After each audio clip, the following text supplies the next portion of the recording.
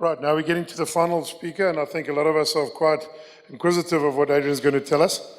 He's a big Nel, not a small Nel, so he's going to come and tell us how he does it in Zambia. Thanks very much to the KZN No-Till Club. It's great to be here and see like-minded people getting together and sharing their ideas.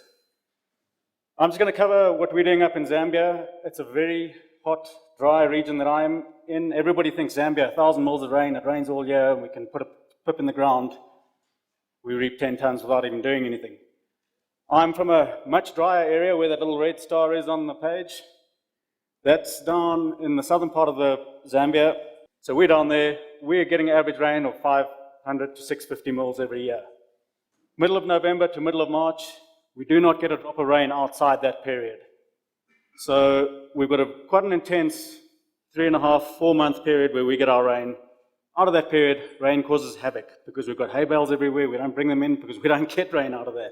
Global warming, as with everybody, we seem to be getting the same amount of rain if you look at the total figure at the end of the season. But the severity of the storms, the severity of the dry periods, the heat during the dry periods, everything has shifted. We're getting bigger storms, longer, hotter, drier dry periods within the season. We get a very, very mild winter, but then our spring gets baking hot. We can be up to average of 40 degrees for 3-4 weeks before our planting. So we're in a very, very different situation here. 2014-15, we had 400 mils, 15-16, 438. Last year we had a very good season, 713 mils. No GMOs allowed in Zambia, that's our government's policy. Whether you agree with it or not, I'm not even going to get into the GM debate. That's a whole nother story altogether.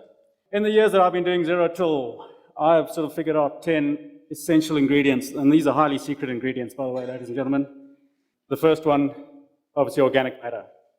Without organic matter, no-till is not going to work. Second one, organic matter. Third one, organic matter. Down to the bottom. Without organic matter, ladies and gentlemen, we are going nowhere in our zero-till situation. We're just pulling a planter over a field, as Egon said, and calling it no-till. I'm going to whip through this. This has been done already. Why is organic matter so important? It's a major food source for all the biological components in our soils. Increases infiltration rate. This is from the USDA in the States.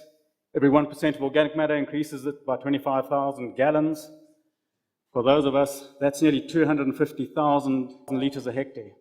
It protects the soil surface. We've been through it from the sun, from rain impact, from wind. Reduces runoff and erosion. Improves soil structure, which in turn helps with everything above it. If we can improve our soil structure, everything above is helped. Improves plants' ability to withstand waterlogging. Neil, I think you covered this very, very briefly on the first day. Waterlogging, ladies and gentlemen, isn't too much water in your soil. Waterlogging is not enough oxygen in your soil. Why is there not enough oxygen? Soil structure. How can we build a soil structure? Biology, organic matter. It's very simple. It sounds simple, but how many of us buy into it? I'm going to whip through these slides very, very quickly because I just have to show these to anybody who's thinking about it and thinking, no-till doesn't work. We had a little mini tornado come through one of our fields and it swept the area clean. That's where the tornado went through. That's the beans right next door, 20 meters away, same field.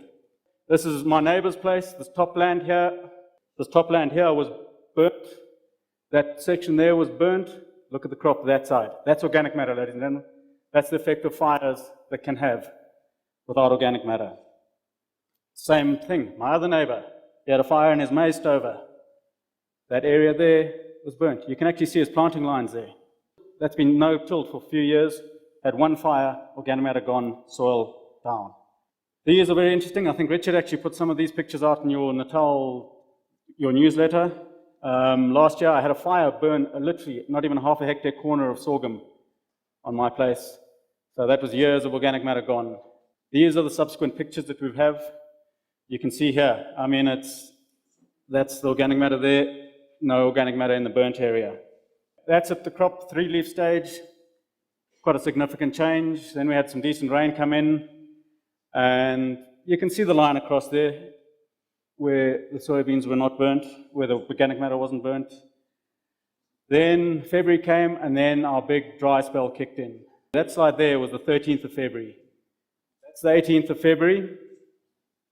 23rd of February, that's a crop on the 23rd there. You can see a significant difference in the two crops. That's looking from the healthy crop into the poor crop. As I say, I'm very, very, very thankful that that was only a little corner of my field. I'd be a very, very sad man if it wasn't. Okay, sorry, I don't know how that happened. I'll turn the screen upside down. But this is walking from the burnt stuff. Don't know how that happened at all. But this is me just walking up from the burnt stuff into the better stuff. I mean, they say a picture speaks 1,000 words, a video is worth 1,000 pictures.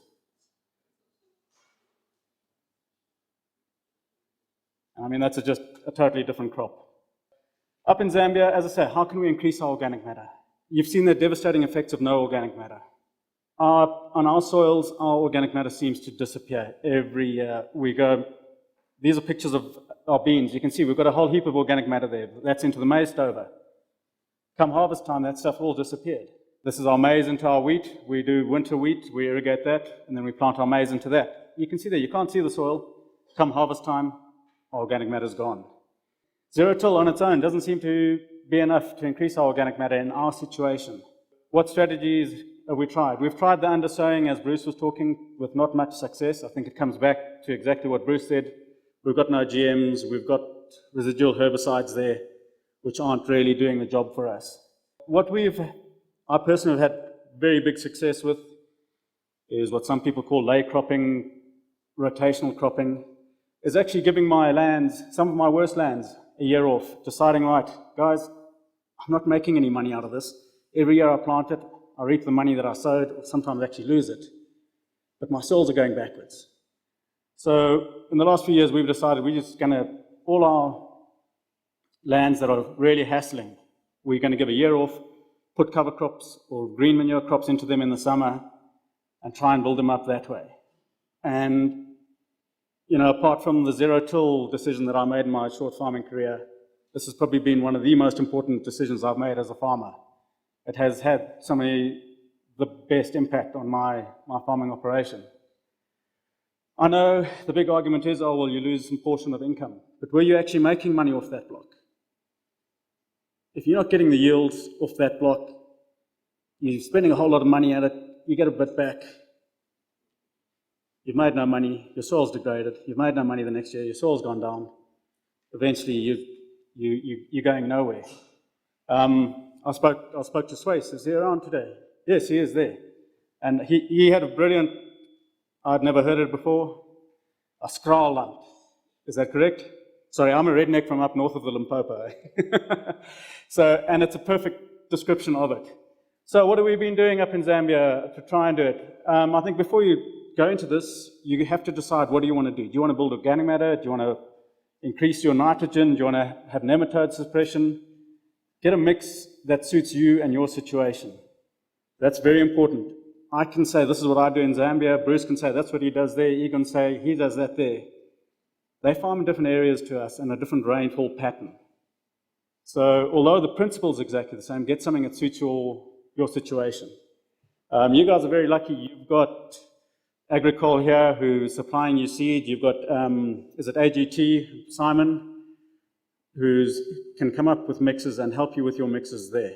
What we use pearl millet and finger millet are the bases for my organic matter. Then we've got what we call the black sun hemp, Crotalaria jansia, red sun hemp, Crotalaria ochreuca, velvet beans, and cowpeas are our nitrogens. Most of my mixes are based around a combination of these or these in. We also put sunflowers in for our beneficials. It's very, very effective at extracting K from the soil and has a very good symbiotic relationship with all the fungi in your soil. Most of ours, we're trying to stick away from using as chemicals as much as possible. I'm not a greenie that's not going to use chemicals, but if we can reduce that, we reduce the damage that we're doing. Most of them are all being terminated by a homemade roller. And then we've recently been doing double cropping in the summer period. This is my homemade knife roller out of old truck rims, welded together with a few old grater blades from a friend of mine who's got a plant hire thing. And it's very effective. It's very crude, but very, very effective. It's not trying to chop everything up and cut it all into pieces. All it's trying to do is crimp the stems. So it has actually cut that sun hemp there, but it's just crimped the stem. You can see the bruising there, and that just lays the sun hemp down, crimps the stem so it doesn't stand up again, and it's a very, very effective tool. The big ones, you all know sun hemp. I mean, this is my farm, a sun hemp crop that we rolled, and I think this is why we're farming, ladies and gentlemen. It's for the future. Yeah, we're farming for today, and we're keeping the mag manager happy, but we're farming for our kids so that they've got something to take over from us. This is my neighbor's place. He has been fighting with his dad for years and years to try doing cover crops, and eventually we convinced him that let's give it a go. Look at that cover. What more can I say? That soil's protected. It's going to be looked after. That's a 140 horsepower tractor pulling that. The neighbor put a 75 John Deere on the front of it, and the front wheel's just about stood up off the deck. So you can see it's a very crude machine, but it does the job, eh? It just lays it down, crimps the stem, nothing stands up again. Unfortunately, we don't have researchers up our way who can come and measure biomass, measure how much organic matter is left there. The only criticism of sun hemp, obviously being a legume, it's got a hell of a high carbon to nitrogen ratio, so that organic matter does break down very, very quickly. Pearl millet and finger millet, as you all know, it pretty much like sorghum, grows like stink up our way, is a very, very drought tolerant, very quick growing crop. So we get all our summer crops planted, our soybeans, our maize, etc. Then once that's all done, we come in and play with all our covers. This is the pearl millet, that's the pearl millet, that's my foreman on the farm in front of it. That's that same knife roller going through it. That top stuff's the pearl millet. You can see there's sort of like a fluffy thing here, that's the finger millet. Once again, beautiful cover. I've got a story about this land. It was one of my skraalland, as you guys put it. There it is. That's at the end of the season. We terminate it just before the crop starts seeding. Yeah, once again, we don't have GM, so we don't want it to self-seed. It's going to cause us all sorts of headaches going forward. That is when we planted into that. So this is about 8 months after we've terminated the crop. We are on the opposite end of the scale. We're coming through a hell of a hot summer or spring. So the row cleaners, I've actually taken or lifted the row cleaners up on most of my planters. So we have a big cutting quilter in the front, and that's our planting line. I mean, I don't want the sun getting to the soil in our 40-degree heat. That's just a picture of the crop, and considering, you know, very good. This field, ladies and gentlemen, as I said, it was one of my skraallands. Now this is once we've combined the soybeans, as you can see the lines of the soybeans. I put it to that mix. That's the exact pictures of that because of the hassles we were having with this land, and we just weren't getting any yield off it. This field came off with 4.8 tons a hectare in soybeans. So yes, I lost a year putting a cover in it. But I'm telling you now, I wouldn't have got 2 tons a hectare a year had I not done something. So that, yes, I lost the income, but I've got 4.8 tons this year, which is more than made up for it. This is one of those Omnia probes. I think they give them away all over the place. You know, we don't have rain, so that probe is over 1.2 meters deep. And I mean, as you can see, it's gone all the way down.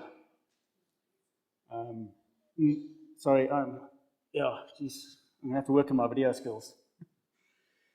We've been dabbling now with mixed covers, which is a very, very exciting aspect. I think it's the way we're all going to be going. What are we doing? How are we doing it? You're going to have to speak to your seed guys, your location. This is a 7-way mix of finger millet, pearl millet, red sun hemp, black sun hemp, cowpeas, velvet beans, sunflower. I think that's it. All in a summer mix. None of my cover crops, by the way, have been fertilized at all. So you see the color that we're getting up there on the summer crops. Why poison your soil? Why put more fertilizer? Why spend more money? As you can see here, we've got the sunflower, the pearl millet. You've got some of that yellow flower inside there. That's the black, what we call the black sun hemp. You've got some of the cowpeas. The cowpeas I'm going to take out the mix next year. They just got overgrown by everything and disappeared into the whole mix.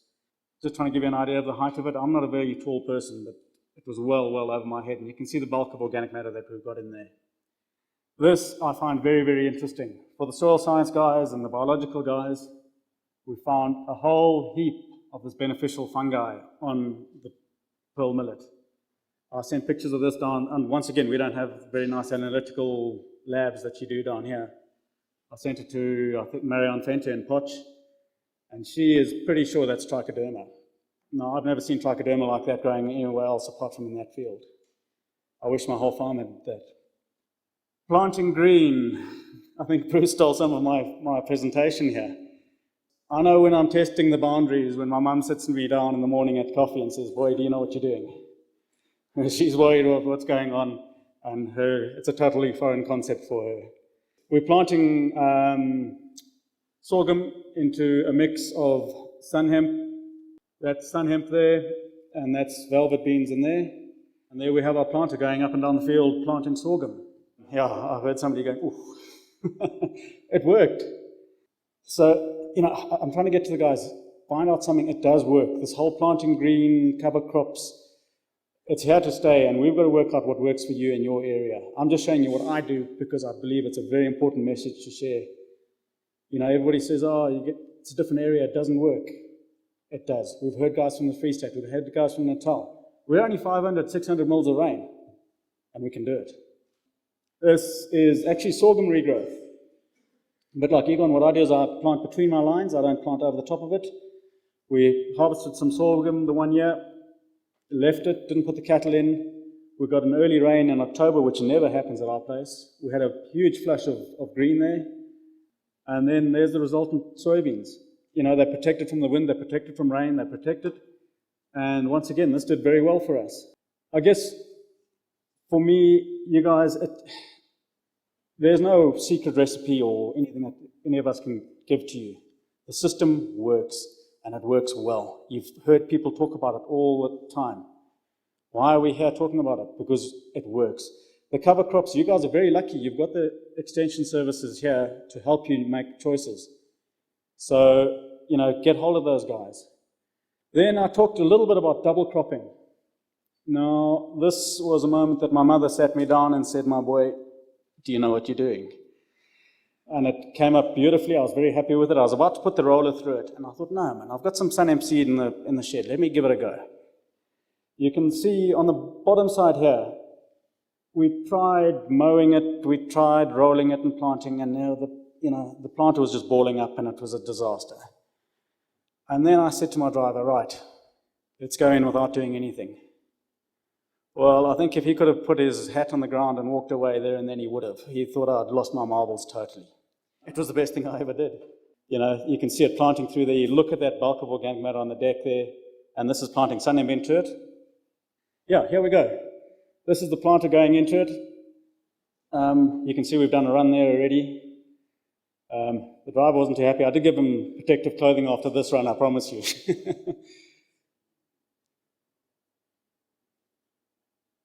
There you have it. I mean, what a beautiful way to plant a cover crop. Right, you might be thinking, well, what actually happened there?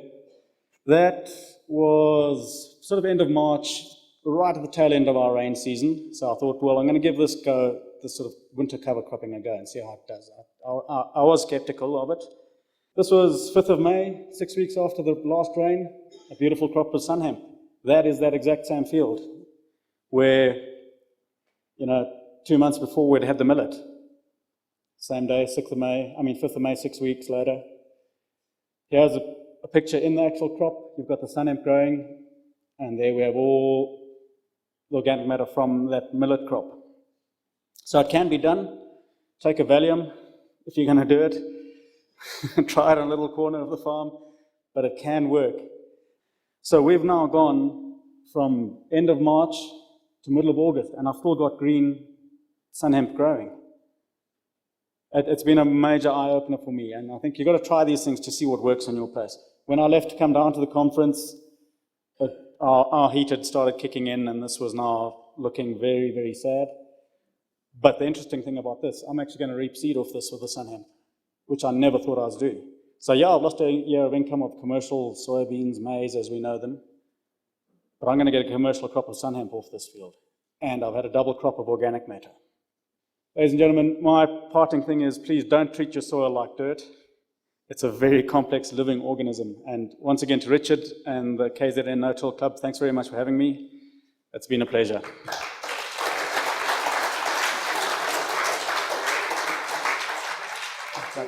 No problem. Net om julle gou-gou 'n bietjie agtergrond te gee van die weeg en wen kompetisie van my kant af, dit is nou nie die offisiële kant af nie.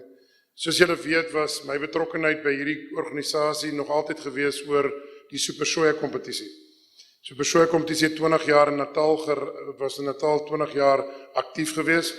Ons het besluit, dis tyd om iets niets te doen, bietjie navorsing gedoen en toe gelukkig het van die maatskappye besluit, hulle gaan dit vir ons doen.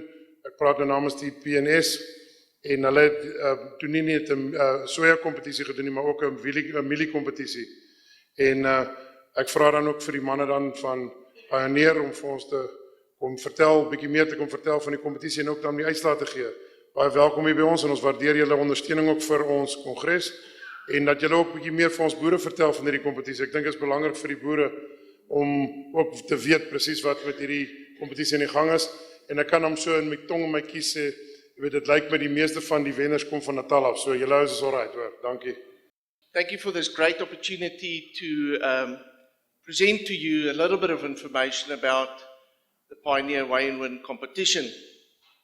So I also want to use this opportunity to acknowledge our sponsors, our co-sponsors, John Deere, FNB, Syngenta, Santam Agri, and Centre 360. Without these sponsors, this competition would not be a success. So I want to ask you just to give them a round of applause. Thanks.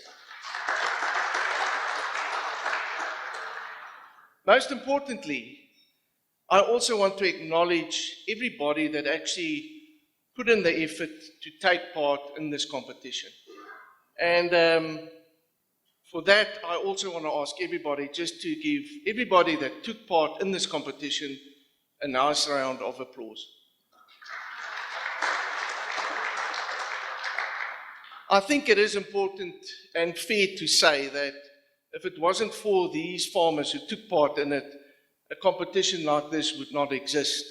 And therefore, everybody that take part in it, it's very important for us. And I think at the end of the day, it will have a positive effect on your farming business. The Weigh and Win competition is probably one of Pioneer's most important marketing exercises in the season. But most importantly, it is Pioneer's contribution to the ag industry, to motivate farmers to use their own knowledge, their own skills that they generate on their own farms to increase yields, to farm more productive and in productive ways and more optimal. That is what the competition is about in short. I want to share a little bit of information on the competition itself. So if we look at the number of entries, we will see there right at the top that we had a 10% increase of the number of entries year over year. So it is something that we also see overseas in general. That's the trend that we see there. And if we look at the highest number of entries in the categories, these are the top 3 categories where we had the most entries in: maize, dryland, and the eastern areas. We had 25 entries. In the soybeans category in the eastern areas, we had 18 entries. And in the soybeans in the western parts, we had 13 entries. So, very interesting, the entries on the soybeans in the west. So, really good sign that the competition is increased in numbers, and that is what we'd like to see.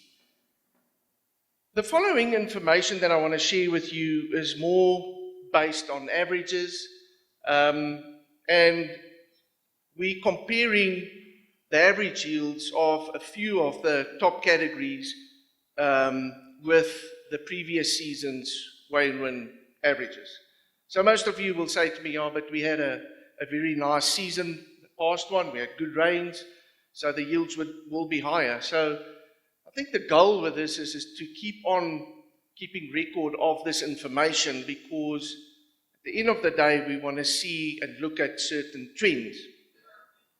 The reason for that is in the US, we've seen that with very similar competitions, there was a gradual increase in the yields of the farmers who took part in these competitions. The average yields actually went up much faster than the average yield of the country in specific areas. We all know the US is a very big country. So that is very important information, because if we can get that right with this competition, it will benefit all the farmers in this country. So that is why it's important for me to share the following information with you. So the first slide, I'm just quickly going to explain the slide. You will see there in the blue line, we've got the average results of the 2016 season. And then in the orange one, we have the 2017 results. On the average, if we look at the maize dryland, comparing it year over year, we had a 1.4 ton per hectare increase in yield. The second one is the soybeans for KwaZulu-Natal, home country, and we see an increase there of over 800 kgs per hectare year over year. If we look at the soybean East finalist, and we look at the average yields there's more than a ton year over year increase in the yields of the finalist on an average base. Soybean West, this was a very big surprise to us. Not only the quantity of people who took part in this category, but also the increase in yield that we had there, 1.6 ton per hectare year over year increase. So very good results there in the western areas that we did not expect, because I think the biggest perception is that most of the soybean actually gets planted in the eastern areas.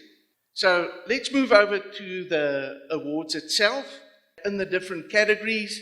So if we look at the first category, Maize Dryland West, we had the winner there. He was Bernard Rabie from Volkwil with a yield of just over 9.5 tons per hectare. I think let's give him a nice round of applause.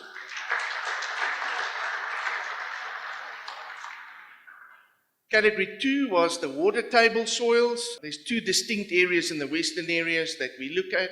The one is the water table soils, which is in general a higher potential area, and then your dry west, which is the category just after this one. So just keep that in mind when you look at the information. So Thabo van Zyl, he was the winner in that category with just over 11.3 tons per hectare and enormous yield for that category. So let's give him a nice round of applause there. Dryland East, Maize Dryland Eastern areas. So closer to home, we have two finalists here in this category. So the different categories had a different amount of finalists that we allow in the different categories. So just take note of that. So in this category, the first finalist was Umerich. I think most of you know him from this area with a yield of over 13.9 tons per hectare. Let's give him a nice round of applause. Glencoe area, Mark Steen, 14.4 tons per hectare. And then the winner of this category was Johan Prestorius with just over 16 tons per hectare. Yeah, a nice round of applause there for him. The next category is irrigation. First finalist here was from Hartswater area.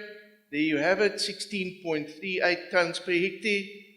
If we look at the second finalist, this particular farmer got two places in this competition with 18.6 tons. The third finalist here, Philippolis area, 19.6 tons per hectare, a very high yield. And then if we look at the winner, he's from Prieska, Konrad Kutsie at a 22.2 tons. Maybe just a remark in this category, it's actually interesting that after the competition, you get a lot of people coming to you and saying, but, you know, I got this and that yield off this and that pivot. And then I tell the farmers, write in for the competition. You'll get your acknowledgement.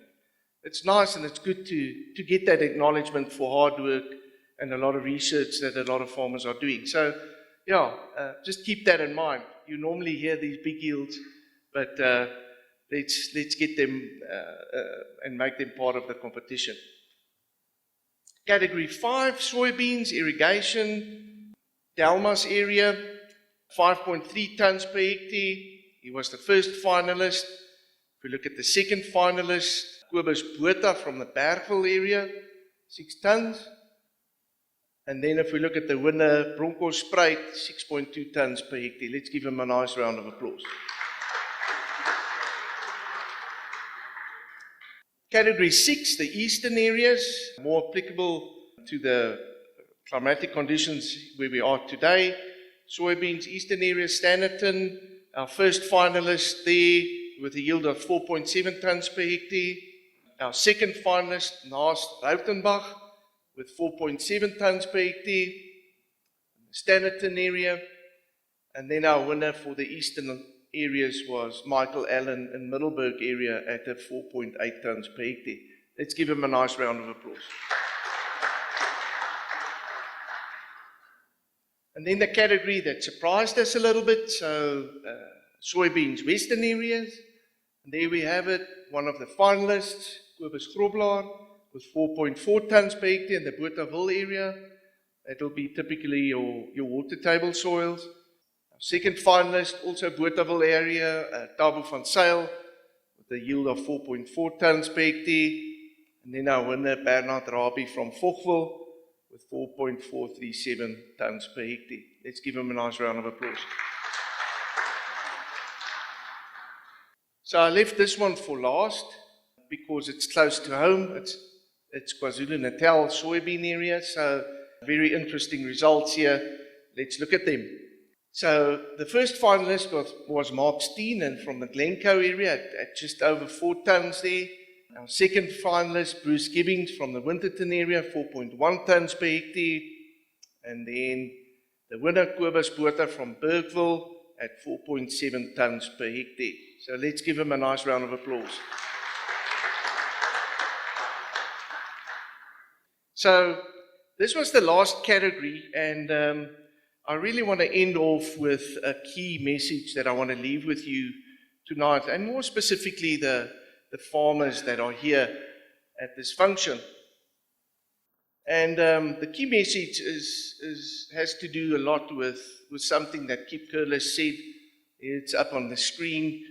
Not so long ago, he actually gave a presentation here in this very hall. I think a lot of you here tonight actually also joined us in that function. But nevertheless, he's the world record holder of soybean yields. And, he always say to himself that one piece of advice that he shares with a lot of people is he'd like to do and try something new every year. But most importantly, in my view, is the following. You've got to know where the edge of the cliff is. Go over it and pull yourself up. Otherwise, you won't know where the edge is. So, just to latch on to that, again, something that Kip says, he says it a lot. He does his own trials on his own farm. And my key message to the farmers here tonight is do trials on your own farm. Do something new in those trials on your own farm. And push yourself by doing something different, by trying something new in those trials. And I promise you, if Kip Curlis was successful in increasing his yields year over year by doing things like that, by pushing himself over the edge, I can promise you, you will also have that type of success on your own farm. Because at the end of the day, that is what it's all about. And that's all that I have to say tonight. Thank you very much for the opportunity. Thank you.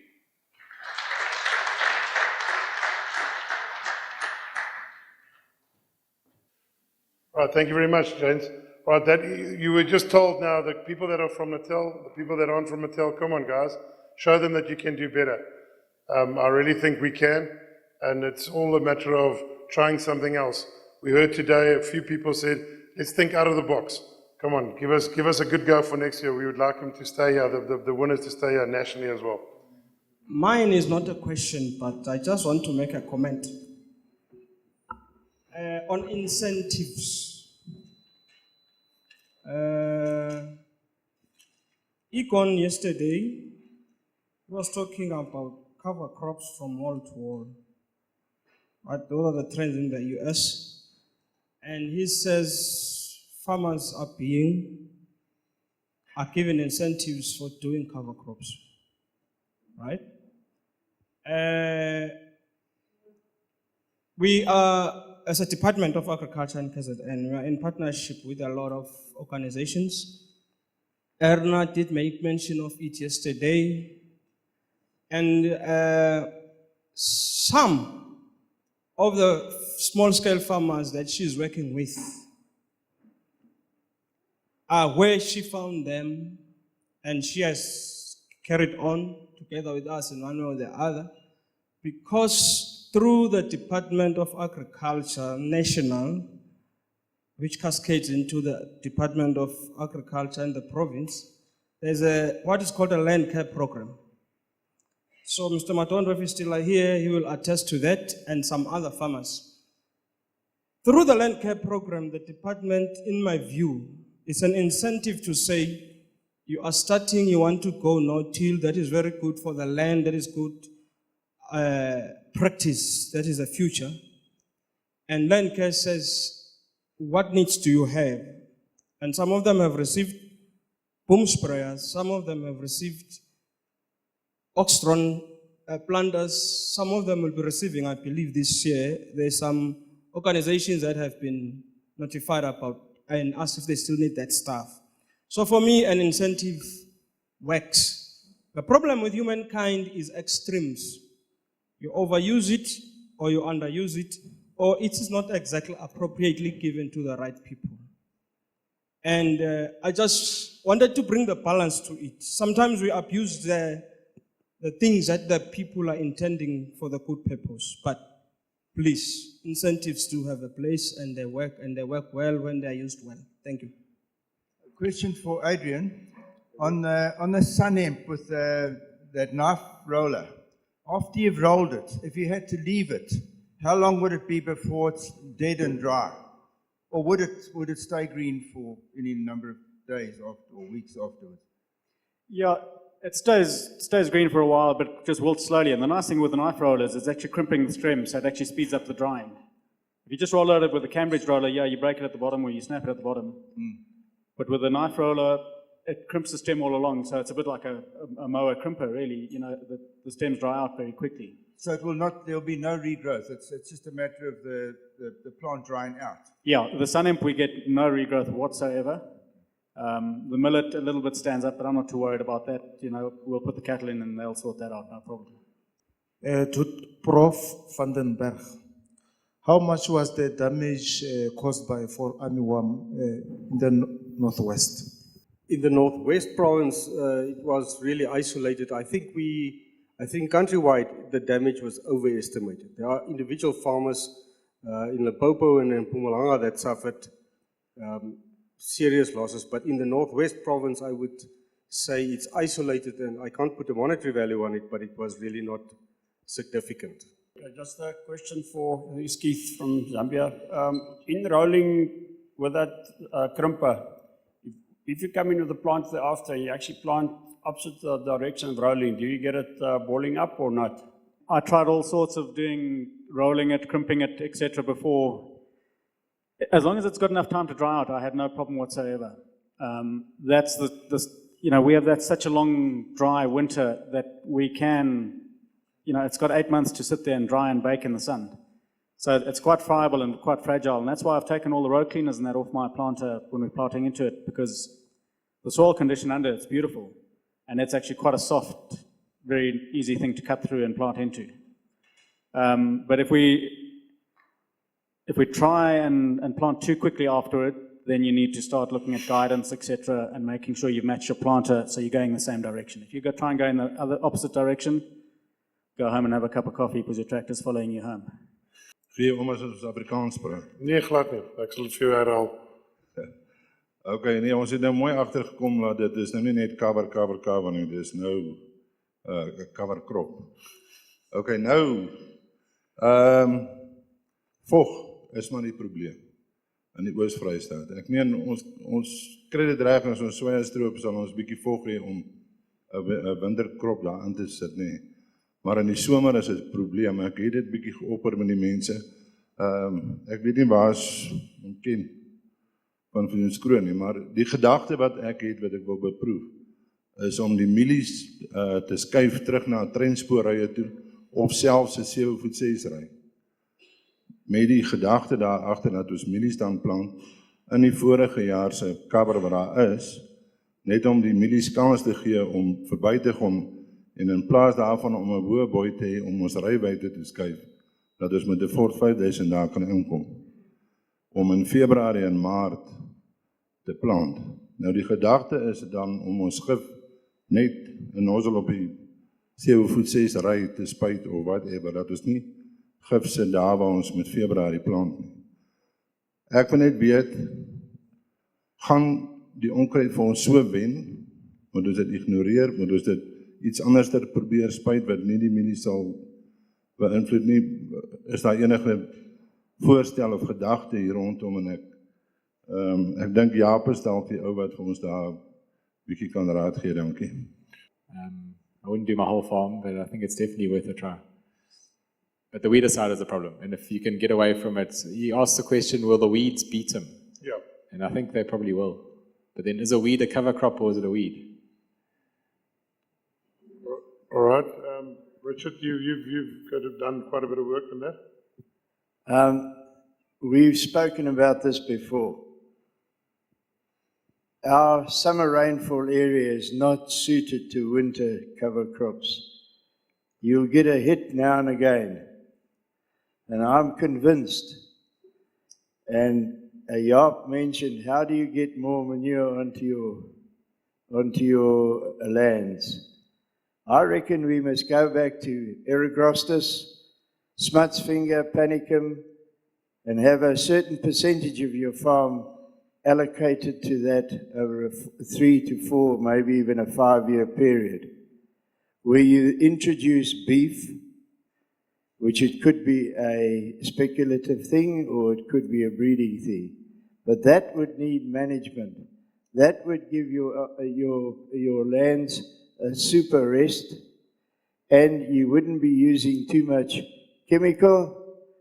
And when we had the fellow from the Pretoria University here, is that we, as the economic improvement of people in the middle class, they're going to be eating less maize, and it's going to go into meat. I still maintain that sometimes when we consider cover crops, in especially very dry summer rainfall areas, like trying to drive a Mercedes 180 up Sani Pass.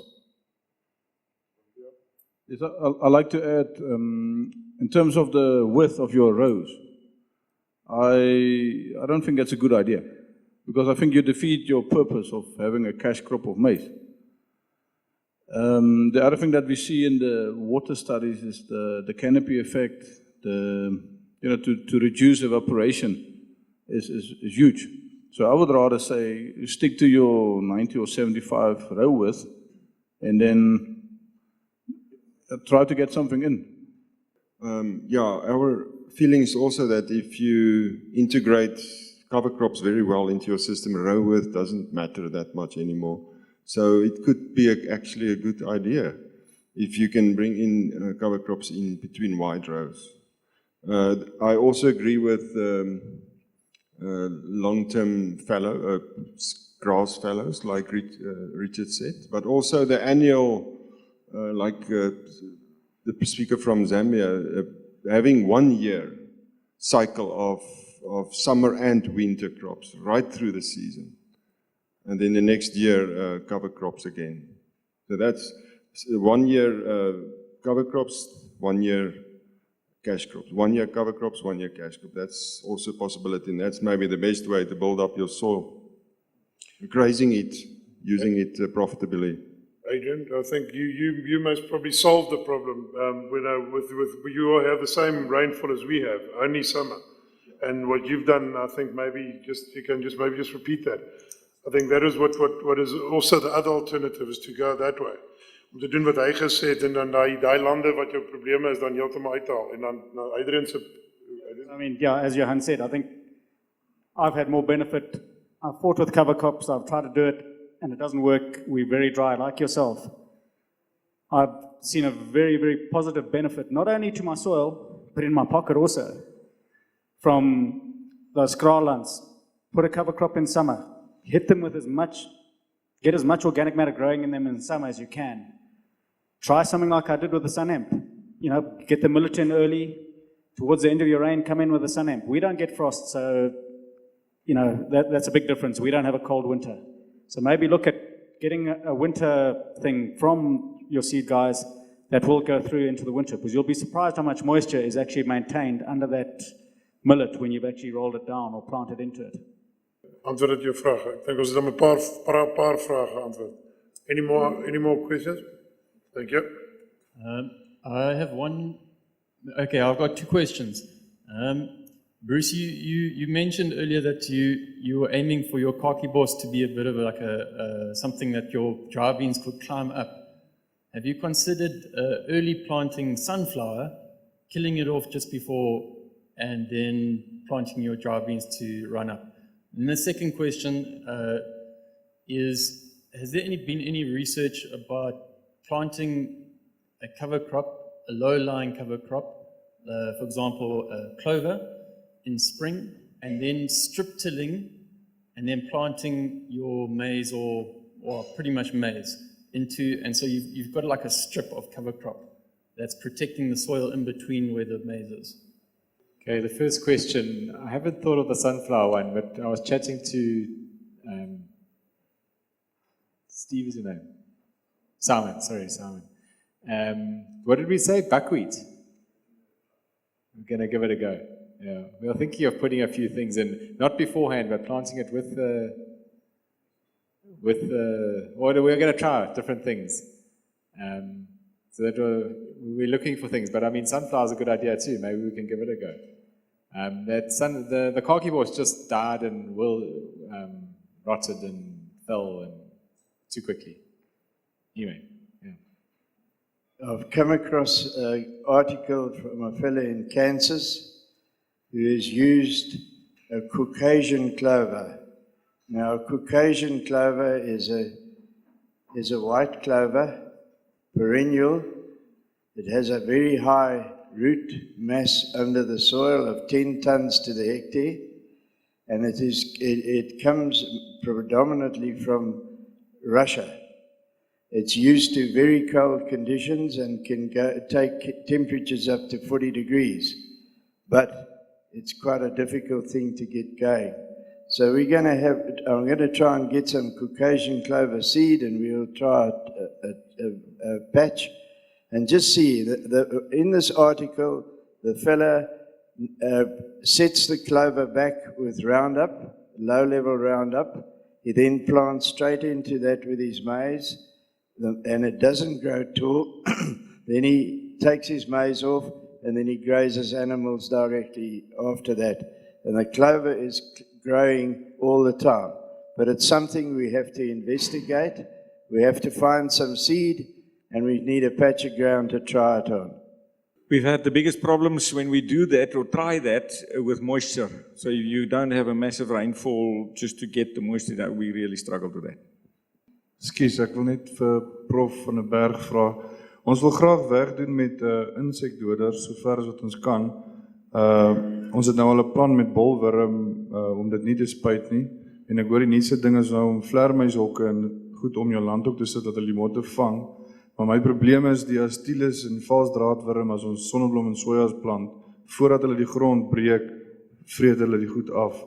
So hoe moet mens nou doen as jy nou nie Karatizion of iets daar kan spuit nie? Right, just for the English-speaking people, it's they want to do away with insect killers, and they're asking the professor if there's any biological way of sorting out the insects to lower the insect killing sprays. I do not have a quick answer for that. I know that the Stylus beetles, which make their pupa in the soil, are really nearly absent in sandy soils because they there's not enough clay content to build a pupal case with. So the only thing that I can think of to manage those soil pests is a form of cultivation, which is now the way we do not want to go. So I can't really give you a quick answer with that. Maybe a lock aas or something, a gif aas that you put out early in season when those beetle larvae do not have other stuff to eat. And it's not a broad spectrum insecticide, it's a targeted insecticide mixed with flour or something. But I'm not sure about the scale. So, but with the soil beetles specifically, it's a very difficult thing to control. My question is for anyone in the panel. In relation to soil texture, particle size distribution to be specific, I want to know under what condition will no-till work better than minimum tillage? Sorry, could you just repeat that question? You mentioned soil texture and? Yes. Or it's basically soil texture. Yeah. So in relation to soil texture, Right. okay, let's talk about clayey soils. Do you think no-till can always work better than minimum tillage? Yes, texture will affect the extent and to which the soil is likely to compact. So sandy soils will compact more than a heavy textured clay soil. Unless you can get your organic matter levels up. And that's going to be quite difficult in a sandy soil, to actually build organic matter in a sandy soil, because you can't infinitely build organic matter. There's quite a close relationship between clay content and soil organic matter, a positive relationship. So sandy soils are always going to be more problematic in a no-till situation because of compaction. I think Egon's work in the Free State and other work that's been done in the Free State has shown, I mean, there's huge versatility if you manage it properly and if you can keep a cover. So there's wide flexibility in terms of texture. There's no quick answer to that. I'd just like to add, if it's a question meant to be a cop-out, the answer would fuel your need to have an excuse not to do no-till. Look at nature. The whole planet is no-till. We come along and mess it up. It's just your clay soils are more forgiving. It's like a big heavy oak can handle a couple more beers than the small skinny oak. But nature prevails. I also want to. August, yeah. I would like to add to that.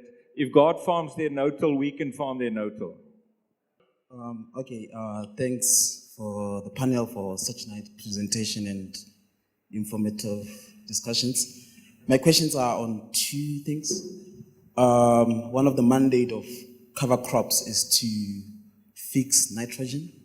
For those who are practicing in their own farms, is there a relationship of declining use of fertilizers over time, just to keep the given recommendations? Do you see any relationship between that?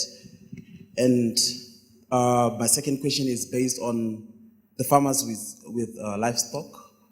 And if you look into the scientific domain, you see that there's a lot of literature done on the use of cattle manure to increase yields of maize. But I've listened throughout, I've never heard one saying the role of the cattle manure. Do you guys use it to minimize the use of inorganic fertilizers and also to help in recycling carbon? So yes, if you carry on with, if you start with conservation agriculture and if you apply it with quality, all the principles, including cover crops and livestock, your soil health will improve and your soil ecosystem functions will start working again, and it will, as was explained in quite detail through various presenters these couple of days, your soil nutrients will become available for free, provided by the soil functions and services. So yes, you will just have to monitor and see how much, and try and assess how much nutrients becomes available every year as you progress, and try to subtract that amount of nutrients from your fertilizer recommendations. So do it slowly. As you build up your soil, you will definitely, that's a guarantee, you will definitely be able to reduce your fertilizer applications. But try to assess how much, how quickly, and do it from that basis. If you can do some soil sampling analysis, that's a benefit. Otherwise, you'll just have to see what is provided by your system. In other words, your legumes, how much nitrogen, your biomass, your root mass, your manure from your livestock. Yes, so the manure from the livestock grazing, anti-urine, is adding a lot of nutrients, but through the mob grazing practices that we try to introduce and promote, in most cases farmers don't have access to other sources of manure, but in some cases they do, even chicken manure. There's a lot of chicken farmers and they use chicken manure as well. So if that is available, obviously you should use it as well. Yeah, I wouldn't. Certainly the long-term research we've got at Gorton Farm, Ants Farm, and there's no doubt about it that in a no-till system, there will be a penalty in yield unless you put on an extra 40 kgs of N. Because in a no-till system, you're conserving organic matter rather than breaking it down.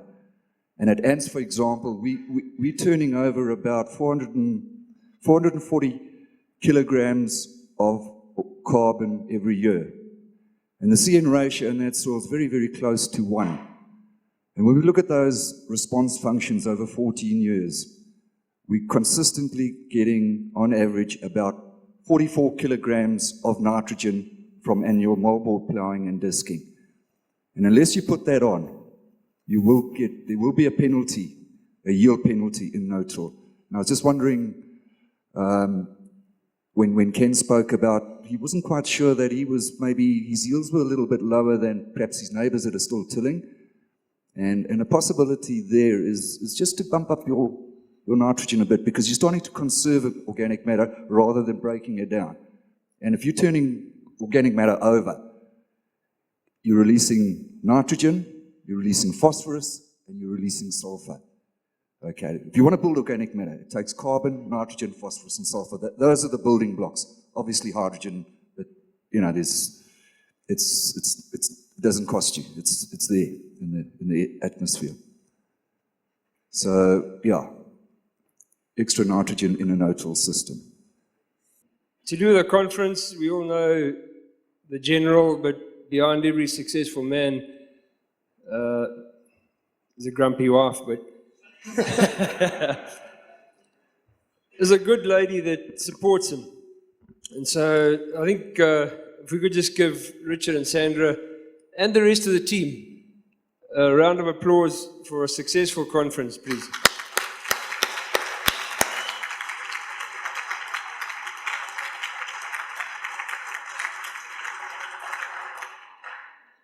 And then they're very secretive people, these guys, Richard and Sandra, Dark Horses.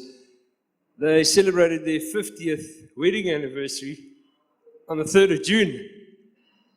And the committee and others have come up with a good idea is to bless them with something. Now, before we do that, I've got probably 2 reasons that they've actually made it to 50 years. I think, having known them for quite a while, they're people that know what covenant is. And nowadays, you don't find that.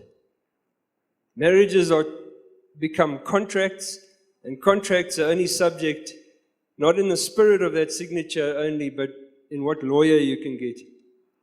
So these 2 know what covenant is. And for that, you just praise God for that. Secondly, before I got to pull out my handkerchief, I asked Richard, what was the success of staying married to the same woman for 50 years? He says, man, at about 25 years, I took her to Namibia. I said, flippin', that's wonderful. What are you going to do for your 50th? He says, I'll consider fetching her back. Richard, would you please come forward as well? Egon? I think, Steve, you can do the honors there. Right, now my part falls in here. Richard said he doesn't like those green apples. So we decided to buy them a golden delicious apple tree. It doesn't look if it's growing, Richard, it's behind you. Richard, there's a golden delicious apple tree behind you, right on the stage here. And we hope you're going to plant it soon. And then you're going to at least have those sweet apples that you want, and not those Granny Smiths that you don't like. Thank you very much.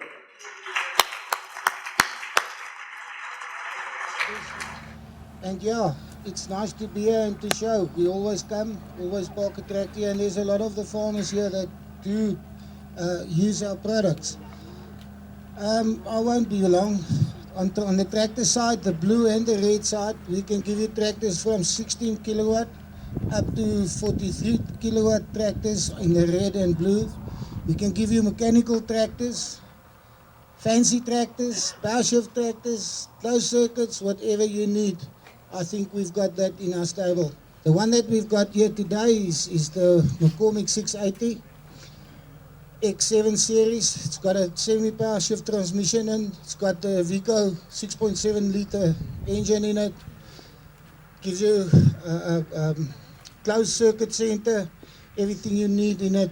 If you want to, we can, after the demos, come and have a look and we can talk about it. Duncan, you can talk about your planter. I think these are the implements that the guys want to hear about. Good afternoon, everyone. Thanks very much for this opportunity again. My name is Duncan. I'm from Monotech. We build Monison planters in South Africa for our African conditions. We start off with 2-row lifts right up to 36-row pull-type frames.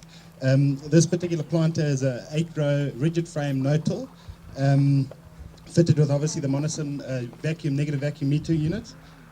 What's quite a good seller for us is the no-till auto reset coulter and tine. In other words, it's the auto reset, so if you hit something, it'll kick out and automatically come back in. We do various sizes in this, from 2 to 12 rows in rigid frames. We also fit the Ferti system, which is a Brazilian dry fert auger system. And this particular plant has got 600-litre fertilizer bins. Thank you very much.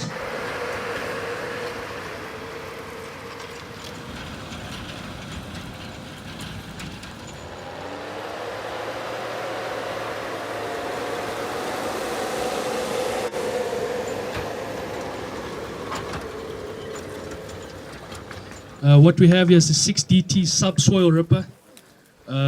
What we try and concentrate in this is we try and shatter the compaction between the 2 rows. We try not bring any moisture out. We try and leave the moisture down in the ground.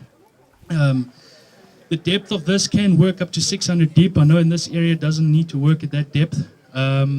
But what we do is you'll see there's a cutting disc in front for material. Then your shank with the different options, what you can put on. When this works in the ground, see the ground or how it picks it up and drops it. After when it goes through, please go ahead and stand on the ground and see how soft it is while it's passed. And then you have the options also with the adjustable wheels, depth wheels, just to help out, especially if you're working at 600 deep. But the kilowatt for this is about 40 kilowatt, obviously working at 600. We're working now at this depth about 300, 350. Thank you.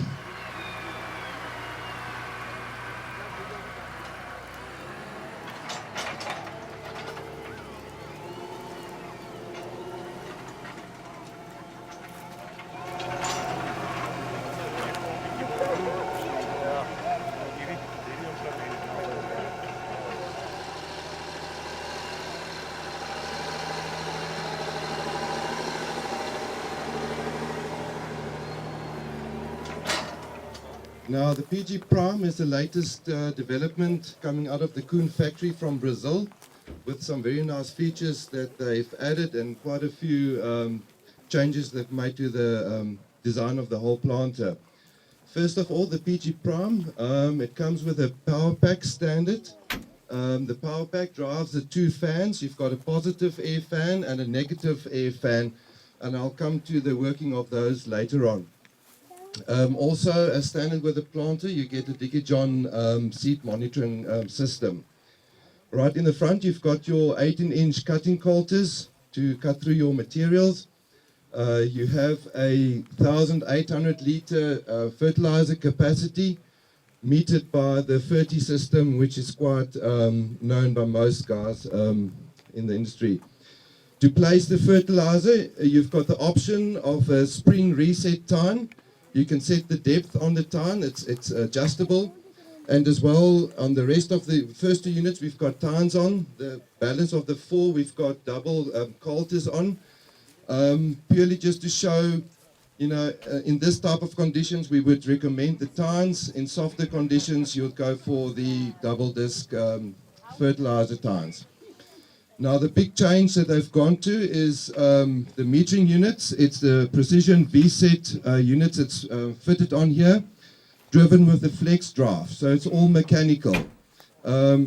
If you do want to, there's an option that you can go to electric drive with an electric controller from the cab. As I mentioned, you've got two fans. You've got, first of all, a positive fan, which take the seed from your main hoppers on here, and you'll notice there's 3 seed hoppers here, purely to distribute your weight evenly across the planter. So you'll always have an even weight distribution over the whole planter into your mini hoppers. The advantage of the mini hoppers here is also you'll have a constant weight on your seeding unit. As I said then, and then you've got your vacuum that takes the seed to the seed plate and then down to your seed tube into the furrow. The double wheel depth wheels has also been changed as from the older planters. Now they run next to the coulters. Here you'll see we've got a bracket in here, so should your conditions require that you take your double wheel away from your coulters, you can move them to the back purely by fitting this bracket in here, or else it not be necessary. Your wheels will sit to the front, and then obviously you've got your closing wheels at the back, all adjustable according to your conditions. The other feature I'd just like to mention here, you'll notice your linkages here. You've got a square bar here, quite strong, rigid, just for that harder conditions that you need to work in. Thank you very much.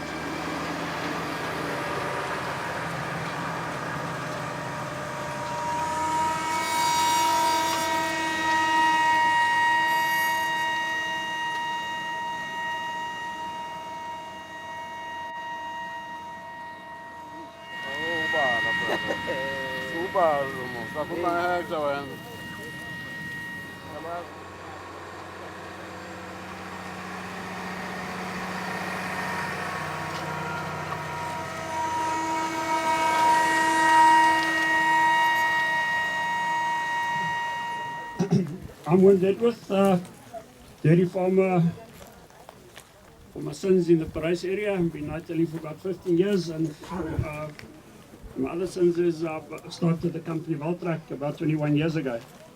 It's a privilege to be involved with the Natal Nighthawk Club, which we have been for many years, and Nighthawk is our passion. The tractor that we have in front of us planted today is a little bit big for the planter, but it's one of our flagship tractors. It's a new Valtra T-Series tractor. And if you haven't driven a Valtra T4 Series tractor, you are missing out because it's an experience like nothing else. There's quite a few very, very nice features. The transmission is a 6-range, has 2 creepers and 4 working ranges and 5 power shifts in every range. Now you'll say, well, everybody's got that, but what makes this tractor unique are quite a few things. The first is that if you set the PTO speed and you put it in auto PTO, your accelerator changes from accelerator to a speed controller. And it will actually maintain the PTO speed, and it will change the power shifts as you basically accelerate or decelerate. And what's the advantage of that? If you're, for instance, baling or cutting silage and you end up with a very heavy swath in front of you, all you have to do is take your foot to the accelerator, the tractor slows down, your PTO speed stays the same, get into a light swath, you accelerate, the speed goes up again, it changes to the power shifts, and the PTO speed stays the same. If you're doing round baling, for instance, at any stage you put your foot on the brake, the tractor will stop. You can then bind your bale, let the brake go, and the tractor will move forward again without doing anything. For quadriplegic to drive this tractor, the only modification that has to be done is you have to put a lever onto the brake lever. That's all. So you don't need your clutch or anything at any stage to drive. For field work, you basically put it in auto, and then take it out of the PTO automatic, you put it into normal auto, and your throttle then still controls the speed. But the tractor will control the revs and whichever gear it needs to be in. So it basically gives you the advantages of a CVT transmission, but it's actually a robotic controlled manual transmission. And it's been the most successful launch that Valtra's ever had. And in Europe and all over, these tractors are really selling like hotcakes. Fuel consumption, drivability, pulling power, everything, it's right up at the top. So do yourselves a favor, when you have an opportunity, get into one of these tractors and go for a drive. A few people, have actually experienced it, and it's actually something fantastic. Right, to get to the planters, which we actually hear about, you can pull a no-till planter with any tractor, of course. But on a planter, there are a few things that a lot of people actually miss. And one of the things is that a planter, no matter what make of planter you have, should always be running low at the back, never low in front. And I quite often get up to a lot of farms where the front coulters have actually worn away, and the guys have then shortened that top link and bring the planter forward. And all of a sudden he finds you and he said, I'm not getting stand, I'm not getting my planting depth. You settle me a useless planter. You go to the field and you actually just lengthen, bring the planter backwards a little bit, and everything changes. Now why is that? On the seed tubes on planters, all planters, your seed tube is actually formed in a little bit of an arc. Okay. If you pull the seed tube forward, the seed pip dropping from the top doesn't get to slide down the arc. It gets down, it bounces against that front point, and it bounces down all the way down the tube. You can actually get the seed actually lying on top of the ground. If it's an upward bounce coming out the back. Okay. That's the one thing. The other thing is you should never ever plant faster than 7 k's an hour. Now you guys are going to say, well, I never finished planting, but that's the case. But the guys at Manager Rancher, they know what we're talking about. This seed tube is designed that this shape of this feed tube going back accelerates the pip backwards at about 6 k's an hour. So if you go forward at 6 kilometers an hour, that pip is then falling relative to the ground, it's falling at 0 velocity. So it should not hop and it should not bounce away in the seed. That's how you get accuracy. The other reason for not planting fast, which this time will actually demonstrate for us here in this hard ground, even if we're going slowly, is that any piece of ground engaging equipment going through the soil acts like a boat through water. If you get to ecological sensitive area, you always see a no wake zone. You have to slow your boat down so it doesn't make a wake, so it doesn't wash the banks away. That's exactly with your planter. As it goes through the ground, every piece of this equipment makes a wake. So it pushes the soil away, gives you more disturbance, which in zero tillage you don't really want, because you're going to end up with divots. You can imagine if this is on a slant and you have drain, how you'd have erosion on this piece over here. So those are just a few small things. Another thing, on a lot of no-till planters, you'll notice that the closing wheels at the back are adjustable for width. And what's the reason for that? And if you basically take your two wheels, the angle of the wheel sitting like that, and you're planting shallow, you could actually have that your press wheel is basically pressing under the seed if it's set too wide. Take that V, and take your planting depth where you are. If you look at the back of the planter, your theoretically planting depth of the pip lies should be the convergence of the two angles of the closing wheel at the back. So you actually squeeze your pip closed. You don't squeeze above the soil to prevent the plant from coming up, which is a very practical thing to do. The plant we're looking at here is the Jumel range. It's also one of the products that we import through our CropTech business. This is the Jumel EasyTech, totally hydraulic driven, precision planter, comes out with a monitor, everything full spec, and it is available at an option with booms, with section control units on the units as well. You'll notice on the cutting colt in front we have that little drum which acts as a depth control wheel. But the other thing that it does in heavy stubble, it actually helps to pull the stubble through, that you don't get basically don't get clogging and bridging in the front. We have the tine on the one unit, but the planters come standard with tines and coulters, because we feel that in some conditions you need tines, and in some conditions you definitely need a coulter works better. You'll see in these heavy conditions, this coulter is going to definitely get the depth, but it's breaking too much sludge. It's not ideal planting conditions at all, but it just shows what can be done. The metering unit at the back is basically similar to a monocem unit, except it rotates in the opposite direction. So it rotates the wrong way around to a normal monocem unit, and that you basically drop your seed at the back and not at the front, directly into your tube. The other adjustments, these wheels are basically, the track is adjustable, so you can either push towards the coulter or pull away by just rotating the shaft here. The same as the adjustments on the back for closing or whatever, and we like, on these planters, we actually supply them all with this little disc here that you can take off. It actually fluffs up the soil where you compacting your seed very, very nicely. Very popular unit. This is a 12 row 500. We only got 6 rows on at the moment for easier transport.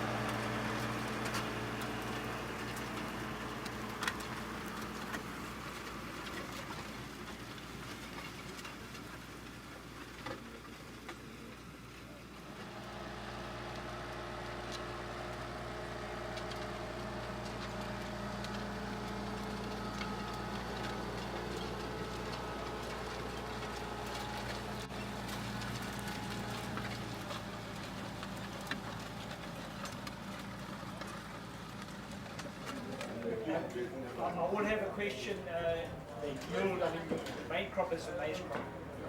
Do you think you're going to lose yield per hectare because you're doing that transport compared to the I'm not convinced. As long as I have a cover, decent cover,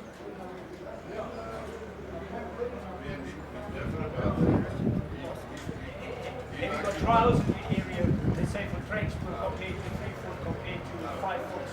What is the best crop? For the last 10 years, there's no more 7 foot 6 rows or 5 foot for that matter. It's only 3 foot, and now the last 2 years, guys think it's coming to 76. So 76. And 3 foot front to 52. So when you look at perfect spacing, we've got 52 by 52. So it's a checkboard, yeah. It's a checkboard.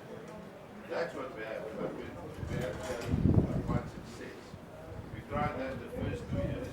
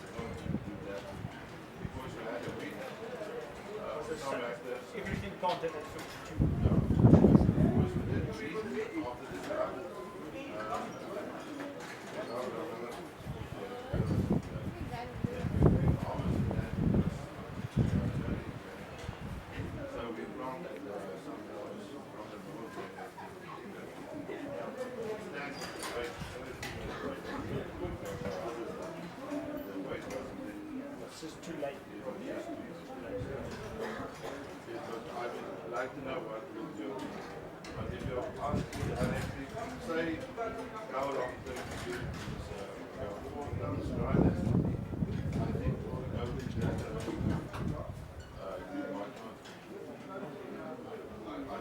I think the potential might be the same. But a 6 foot row is wide. I mean, the gap in between is wide. But I mean, they used to plant 7 foot rows. The best I did was close to 6 stone island with 7 foot 6 rows. So it's even wider than the 6 foot that you think that's enough. But now we worried about the sun drying.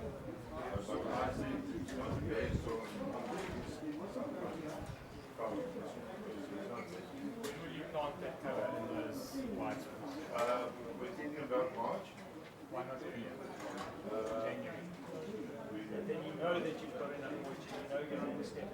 And also you don't have that Yeah, baking. because we want to grade it with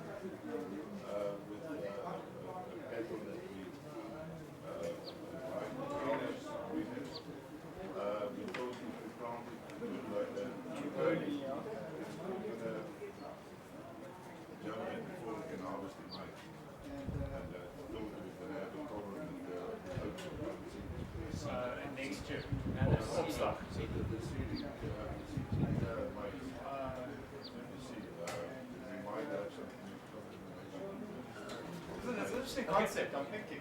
It's a very interesting concept.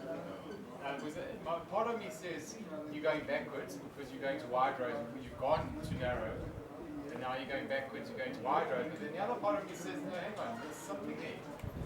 Because then, as far as I'm concerned, there's no other way to get the winter cover from maize. Pack shed and it's tipped off into a dam of water and then conveyors taken up and it's washed and all automated. So if you need a small amount, what equipment can you buy? You know, otherwise it's going to be more expensive to do. So the big guys are getting bigger all the time. There's all these different crops. That's in the free market. They buy the small guys out because he doesn't have those resources. So for every unit of produce that the big farmer sells, it costs him less than the small farmer. Except if you go this system. Now you can compete as a small farmer. And what you do, as which they alluded to today, you know, in preparing your garden, you start off. You go in and you have a soil, you have to have your soil. Otherwise you can't start. You normally need to put in most areas, you need to put down lime. And so lime, as they said, it will remove about so much a year. You can get it to move a bit faster. I can get it to move faster because I've got a lot of birds in the soil and they're taking it down. But now, if you could broadcast lime, and then I would take cattle manure, because now that's cattle manure. It depends where you are, what it's going to cost you. But where I am, it probably costs you 150 rand a ton to have it delivered. That's with a private transport from our feedlot.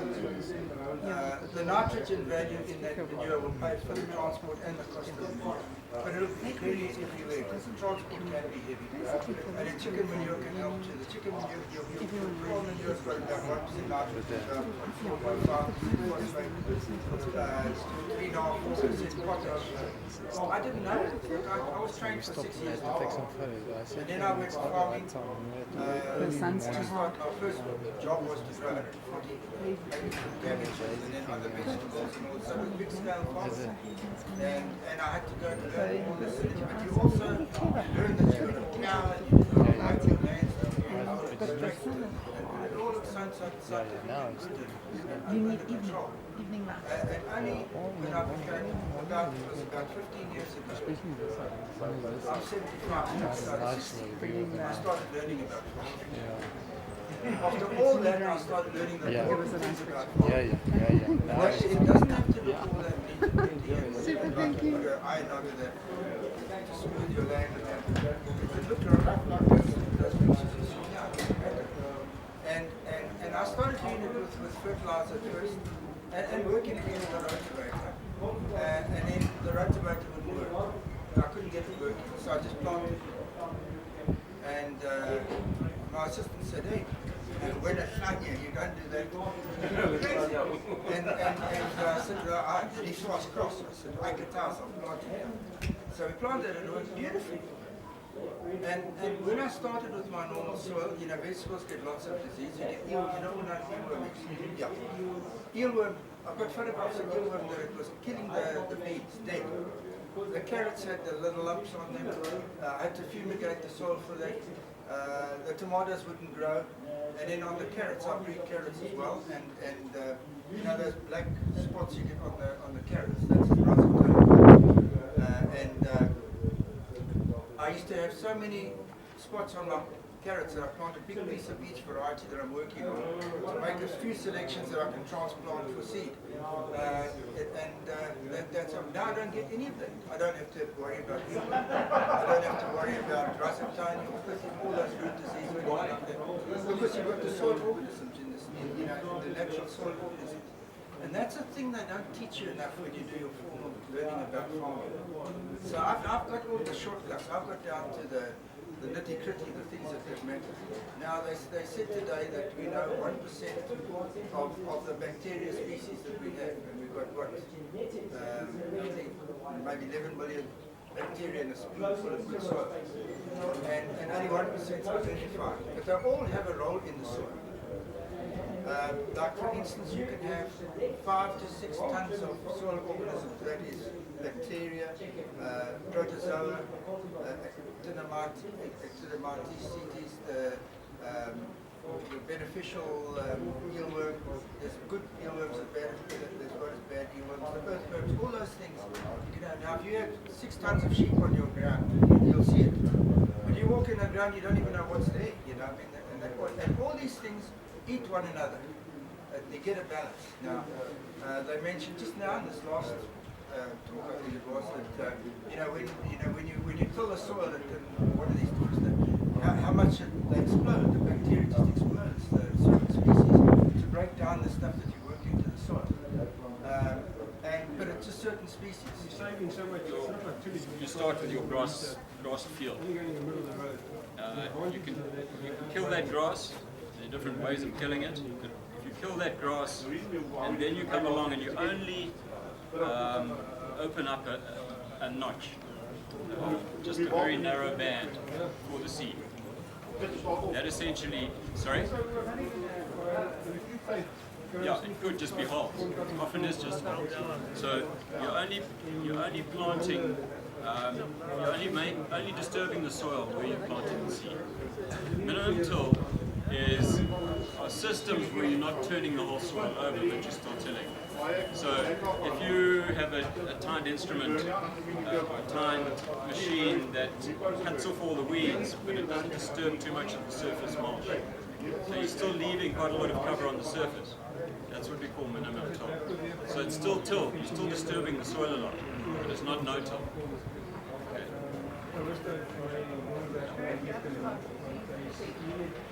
Now, conservation agriculture is defined as leaving at least 85% of the soil surface undisturbed. So if you're using your hoe and you're drawing a line like that, you're leaving 85% of the surface, then it's defined as conservation agriculture. But if you really put planters, larger planters, you can make a ditch like that. They make a very fine slot. And you can also just use a stick to make a hole. Plant, make a hole. You're not even drawing a line. And that's even better because now, if you're drawing a line, water goes like running down lines. Often it erodes if you get a bad storm. So individual holes is probably the best.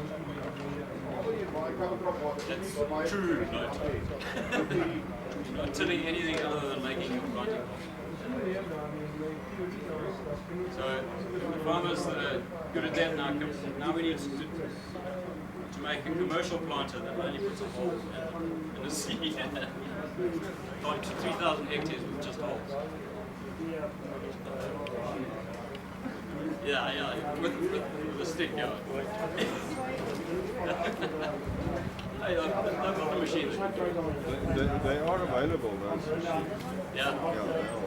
Yeah, You can get them. Yes, but maybe not commonly. Yeah. But they are around. Now the other problem is getting fertilizer. What you want with no-till is you want some nutrition down underneath, and that's why It's just as important to get the fertilizer down on it.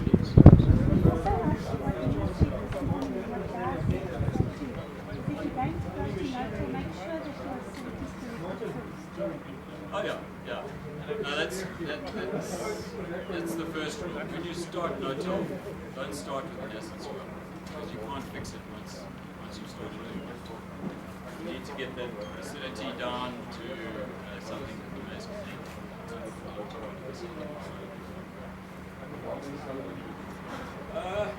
We work on an acid saturation of 20 for maize. Yeah, I see if it's on 4%. A lot of farmers are saying, no, we want to go even lower. We want to 5 or 10%. Dicta is 15 centimeter. Yeah. First get that 15. You can your plow, when you plow your lime in, that will go to 20. But you take the sample from the top 15 because you don't want any subsoil. So you take your sample from your top 15, and if it says you need so much lime, that will be lime that we're assuming you're incorporating it to 20 centimeters. Yeah. After that, you can do it every second year or even every third year, but as long as you put on enough lime to correct the acidity that is generated.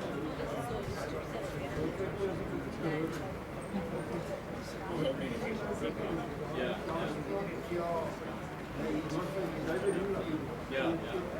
Yeah. The trick is, if you've got soils that are naturally at a pH of around 4, you watch the acid saturation and get that down. You won't change the pH first until you've got the acid saturation down to 5 or 10. Then you'll start seeing the pH go up. Boys always ask me, when are you going to plant? When I start wearing my scruffy top, fleecy. You just know when the temperature's right. I don't go and measure temperatures. You'll measure it. Got temperature, check. Check. You got a plant and a week later you got a flipping, oh, what happened now? Kind of reverses. So, that's why maybe frustrating in a way. Everyone wants a recipe. I'm going to give you the heart, I'm going to give you the head. Speaking of scientists and folks and that type of stuff. So, sorry, up there, I think the routines are helping us. You saw the pictures. We're keeping it clean. I'm also, the first 2 years, we're trying to set the food to the snow. Put the routine is down, and you cap it again, you cannot get run off in the rise again. Balance size and balance size, you said you say you just have to wait until you got the temperature. You don't have to go too early. You see it, then you see it's your run rate too. It's driven by fear as well. The neighbours are planting and they're conventional. And you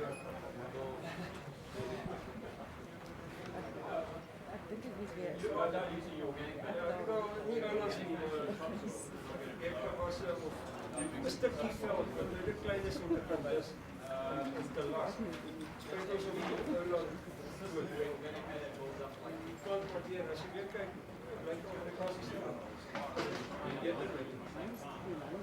Die kunstmest direct onder die, als ik kom hier af nou 85. Ik zou oppassen met counters. Counters is ook zeker niet echt de tand. Ik like die tand to shoot. Couldn't find the fertilizer in the profile because En die vraag van de goeie lijn krijgen. Die kan je niet krijgen. So, dis nou derde seisoen wat ons nou gestroop het. Daai hele sojas en mielies is direk in dieselfde lyn geplant. Eerste jaar het ons probeer afsit. Ja, maar je moet wel 50 keer bij heel af. Ja.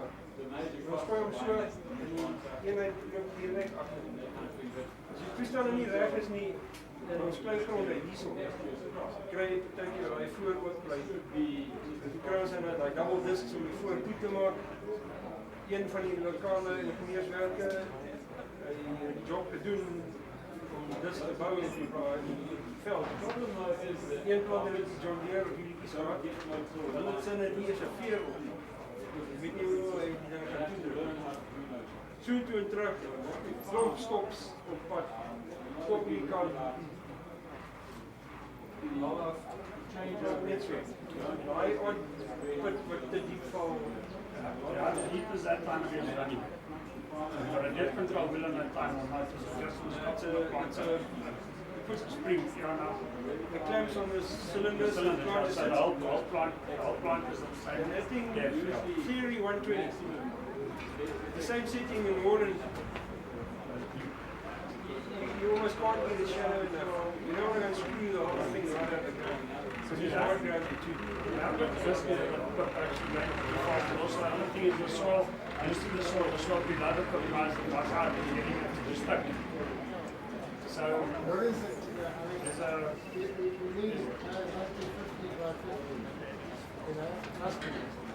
It's not deal. The guys in line, I'll tell you next year. Some of the guys in line, they're gonna. It depends a lot on your conditions and follow-up rain and that type of thing that you're going to get. You have to be, in our, where we are, if I try inline, I look for big trouble because our soil varies in the soil in the land vary too much.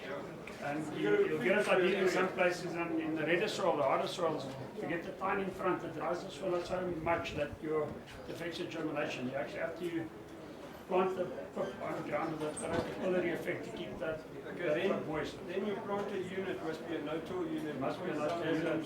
The arms must be far apart enough. The frame must be rigid enough that To keep everything doesn't follow. There's another secret there with the offset units.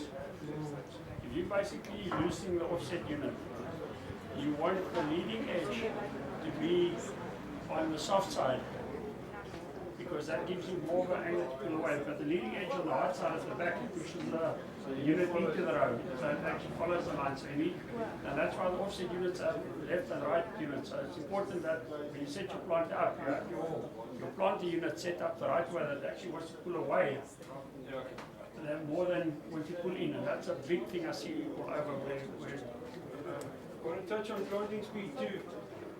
If you're talking about leaving the furrow open, not only that, they call it soil blow. It blows the furrow too far open.